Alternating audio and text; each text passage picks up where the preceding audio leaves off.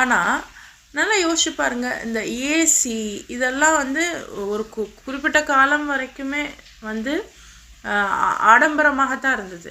ஆனால் இன்றைக்கி அது ரொம்ப அத்தியாவசியமாகிருச்சு. இதே மாதிரி தான் ஒரு காலத்தில் ஃபேன் அப்படின்னு ஒன்று இருந்தது.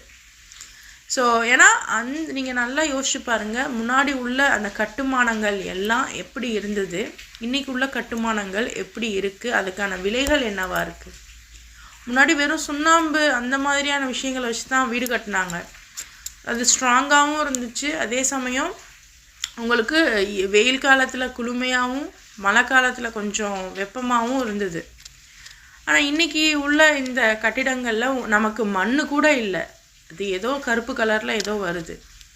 அப்போது இயற்கை வளங்கள் எல்லாத்தையுமே சாதாரண மக்கள் பயன்படுத்த முடியுதா அப்படின்னு யோசிச்சு பாருங்கள். இயற்கை வளங்கள்லாம் எங்கே போகுது, இல்லை அது தீந்து போச்சு,